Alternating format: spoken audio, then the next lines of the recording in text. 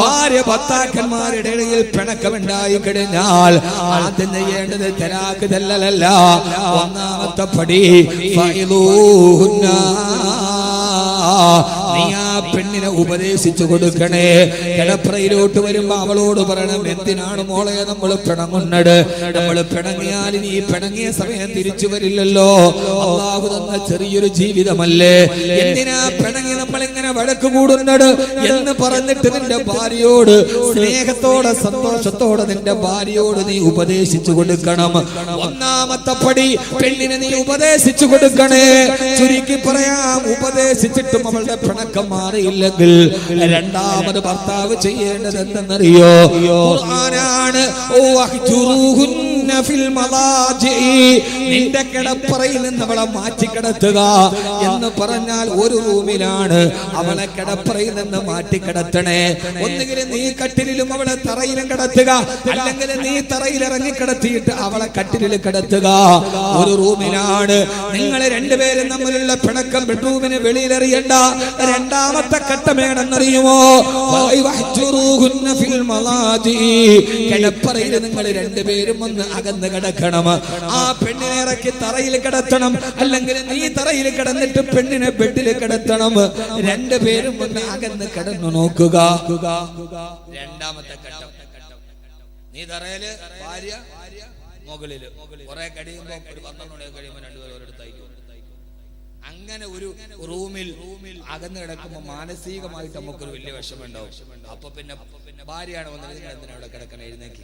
അല്ലെ ഭർത്താവ് പറയും, ഇങ്ങനെ കിടക്കണ്ട, എഴുന്നേക്കി. രണ്ടാമത്തെ ഘട്ടം, കിടപ്പറയിൽ മാറ്റി കിടക്കണം. മൂന്നാമത്തെ ഘട്ടം, കിടപ്പറയിൽ അകത്തി കിടത്തിയിട്ടും അവരുടെ പിണക്കം തീരുന്നില്ല, പെണ്ണിന്റെ പിണക്കം തീർന്നില്ല. എന്നാൽ മൂന്നാമതായി നിന്റെ ഭാര്യയെ നിനക്കൊരു അടി കൊടുക്കാം. ഒരു പ്രാവശ്യം അവൾക്കൊരു അടി കൊടുക്കാം. എങ്ങനെയാണ് അടിക്കേണ്ടത്? അവളുടെ ചെകിട്ടത്തല്ല, അവളുടെ കണ്ണിലല്ല, അവളുടെ മുതുകത്തല്ല. ഖുർആൻ വ്യാഖ്യാതാക്കൾ എഴുതി വെച്ചിട്ടുണ്ട്, തൊലി പൊട്ടാത്ത രീതിയിൽ ഒരു ചെറിയ വടിയെടുത്തിട്ട് ഒരൊറ്റ അടി നിനക്ക് അവളെ അടിക്കാം. പക്ഷെ തൊലി പൊട്ടരുത്. ഇത് വേദനിക്കാനുള്ള അടിയല്ല. അഭിമാനബോധമുള്ള ഒരു പെണ്ണിന്, കുടുംബത്തിൽ പിറന്ന പെണ്ണിന്, എന്റെ ഭർത്താവിന്റെ കയ്യിൽ നിന്ന് എനിക്കൊരു അടി കിട്ടിയല്ലോ എന്നവൾ മാനസിക വിഷമമുണ്ടായാൽ അവൾ അടുത്തു വരും. അതുകൊണ്ട് ആ പെണ്ണിനെ നീ അടിച്ചുകൊള്ളുക. പക്ഷേ തൊലി പൊട്ടരുത്, രക്തം വരരുത്, അവൾക്ക് വല്ലാതെ വേദന എടുക്കരുത്, കവിളത്തടിക്കരുത്, നെഞ്ചത്തടിക്കരുത്, മുതുകത്ത് നിന്റെ ഭാര്യ അടിക്കരുത്. അടിക്കാൻ അനുവാദമില്ലടാ ചെറുപ്പക്കാരാ.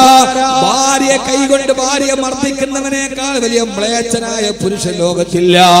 ഈ നെഞ്ചിലിരിച്ചു നിൽക്കുന്ന ഭർത്താക്കന്മാരിൽ ആരെങ്കിലും നിങ്ങളുടെ കൈ നിങ്ങളുടെ പെണ്ണിന് നേരെ ഉയർന്നിട്ടുണ്ടെങ്കിൽ നിങ്ങളെക്കാൾ അതപ്പതിച്ച പുരുഷൻ ലോകത്ത് വേറെയില്ല. പെണ്ണിനെ അടിക്കാൻ അനുവാദമേ ഇല്ല. അങ്ങനെ ഒരു അനുവാദം തന്നാൽ തന്നെ തൊലി പൊട്ടാത്ത രീതിയിൽ അടിക്കാനേ അനുവാദമുള്ളൂ. ഹബീബായ റസൂലുള്ളാഹി സ്വല്ലല്ലാഹു അലൈഹി വസല്ലമ വലംറഅതൻ വലാ ജാരിയ, ഒരു ഭാര്യമാരെയോ വേലക്കാരി പെണ്ണുങ്ങളെ പോലും നിന്റെ ഹബീബായ നബി തങ്ങൾ ജീവിത കാലഘട്ടത്തിൽ അടിച്ചിട്ടില്ല. അതുകൊണ്ട് സ്ത്രീകളെ അടിക്കരുത്, സ്ത്രീയുടെ കണ്ണുനീര് വീടരുത്. സ്ത്രീയെ ഭാര്യ മർദ്ദിക്കുന്നവനേക്കാൾ വലിയ അതപ്പതിച്ചവൻ അവൻ ലോകത്ത് മറ്റാരുമില്ല. നിനക്കടിക്കണമെങ്കിൽ തന്നെ ഒറ്റ അടി അടിക്കാം. മൂന്നാമത്തെ ഘട്ടം, അടി കൊടുക്കാം. അതെന്തിന്? ഒരു പേടിയുള്ളൊരു പെണ്ണ് വല്ല ഭർത്താവ് അടിച്ചല്ലോ പടച്ചോനെ എന്ന് വിചാരിച്ച് അടിച്ചേക്കു. അവിടെ ഖുർആൻ നിർത്തുകയാണ്. സാധാരണ ഒരടി കൊണ്ടാൽ അവൾ വഴിപ്പെടാറാണ് പതിവ്. അവൾ നിനക്ക് വഴിപ്പെട്ടടുത്തേക്ക് വന്നാൽ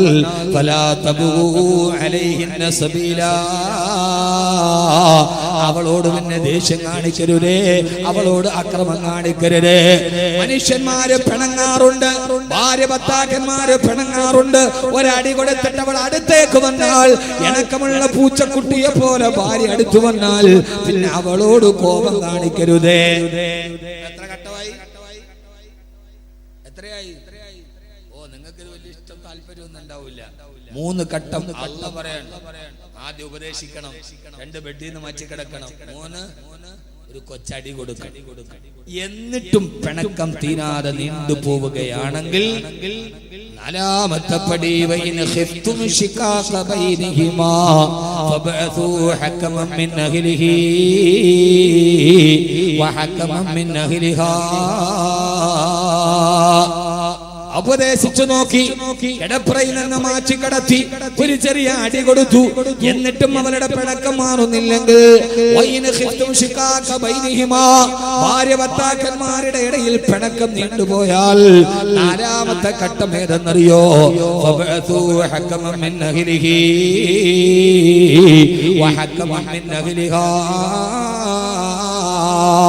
നിന്റെ ഭാര്യയുടെ കുടുംബത്തിൽ നിന്നൊരാളെ തിരഞ്ഞെടുക്കുക, നിന്റെ കുടുംബത്തിൽ നിന്നൊരു മധ്യസ്ഥനെ തിരഞ്ഞെടുക്കുക. രണ്ടുപേരുടെയും കുടുംബത്തിലെ മധ്യസ്ഥന്മാര് വഴി ഒരു ചർച്ച നടത്തുക.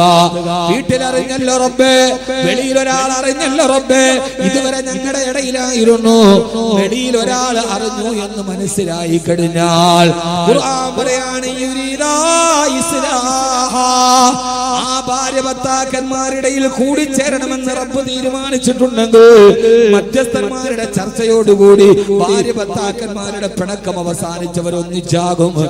എന്നിട്ടും അവസാനിച്ചില്ലെങ്കിൽ, മധ്യസ്ഥന്മാരെ ചർച്ച ചെയ്തിട്ടും അവസാനിച്ചില്ല, എന്നാൽ അഞ്ചാമത്തെ പടിയായി ഭർത്താക്കന്മാരെ ആദ്യം അനുവാദമില്ല തലാക്ക് പറയാൻ ഉപദേശിക്കണം, അറ്റിക്കടത്തണം, അടി കൊടുക്കണം, പൊട്ടാത്താടി, പിന്നെ മധ്യസ്ഥന്മാരെ കൊണ്ട് ചർച്ച നടത്തണം.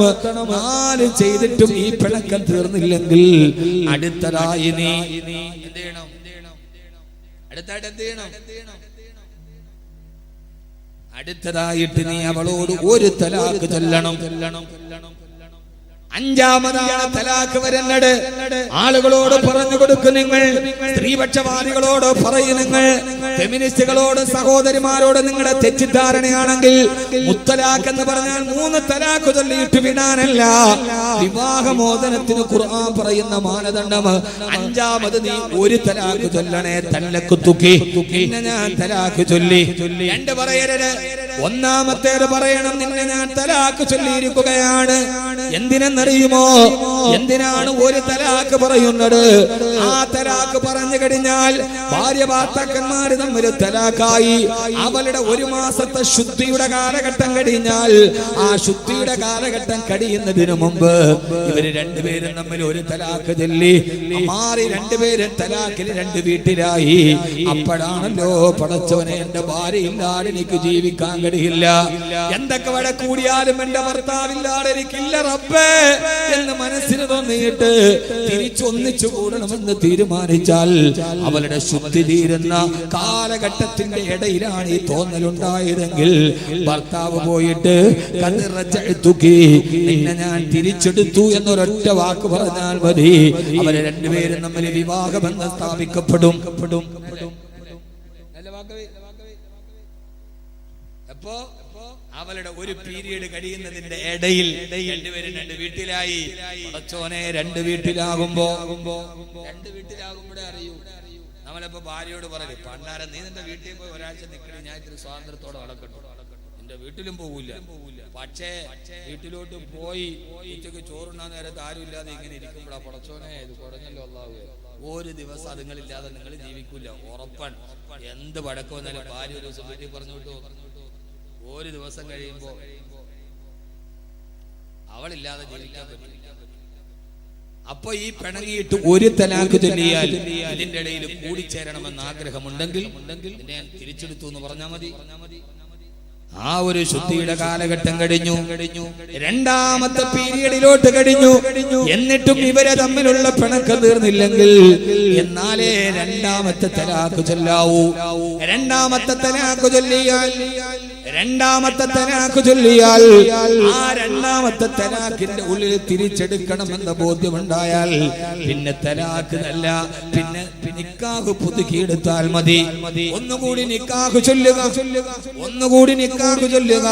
എന്നിട്ട് ഭാര്യയെ തിരഞ്ഞെടുക്കുക. എന്നാലും 3ാമത്തേത് പറയരുതേ, 3ാമത്തേത് പറയാതെ കാത്തിരിക്കണം. 1 പറഞ്ഞിട്ട് കാത്തിരിക്കണം, 2 പറഞ്ഞ് കാത്തിരിക്കണം. തിരിച്ചു വരുമോ? ഏടാ ഏതാണ്ട് 10-60 ദിവസത്തോളം കാത്തിരുന്ന് ഇനി ഒരിക്കലും ഒന്നിക്കില്ലെന്ന് ഉറപ്പ് വരുമ്പോഴേ മൂന്നാമത്തെ തലാക്ക് വരൂ. അപ്പോഴേ പരിപൂർണമായി ഭാര്യ-ഭർത്തൃ ബന്ധം കൂടിച്ചേരാൻ കഴിയാത്ത രീതിയിൽ തിരിച്ചു പോകൂ. അങ്ങനെയാണ് തലാക്ക്.